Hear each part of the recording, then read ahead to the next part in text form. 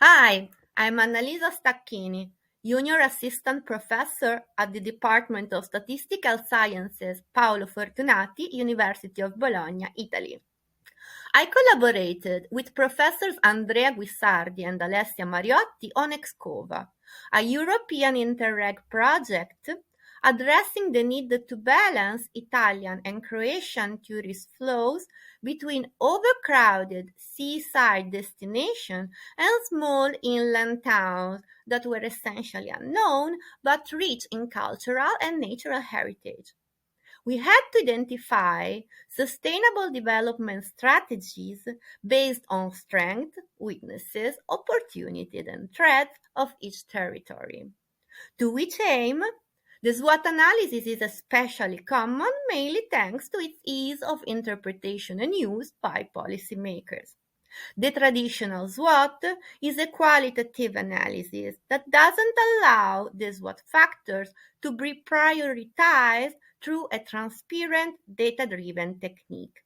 Thus, local authorities could devise a strategy or policies arbitrarily, exploiting the traditional SWOT output as a scientific legitimation of possibly unpopular political decisions made independently from the residents' priorities.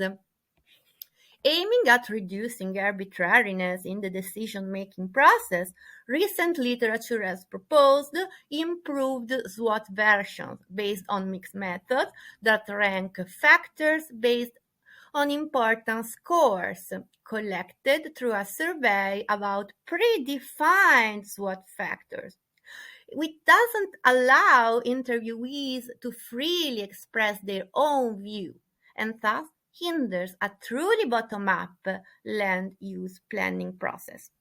We proposed a new methodology to solve this problem by interviewing residents first through open-ended questions, allowing them to express their ideas unconditionally, and involving institutional players just next in a modified nominal group technique-based focus group.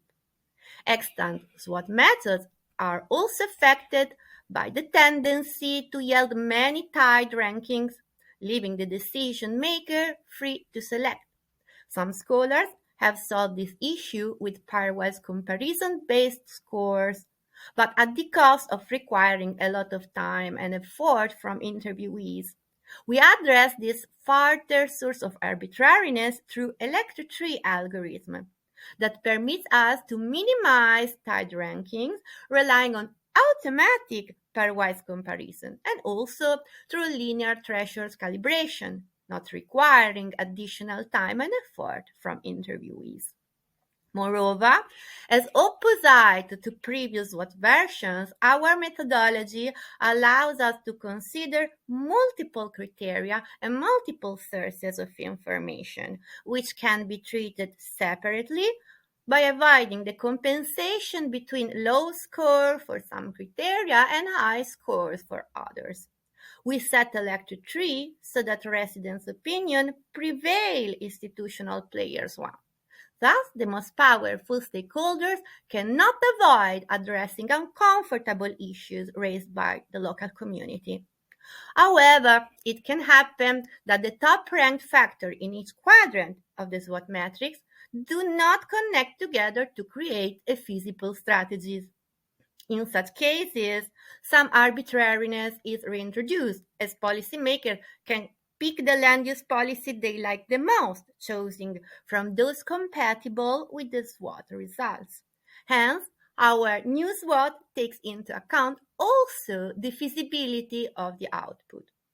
Learn more about smoothing down arbitrariness in planning through our advanced SWOT by reading our paper, published on land use policy. Is linked below. Thanks for the attention. Bye.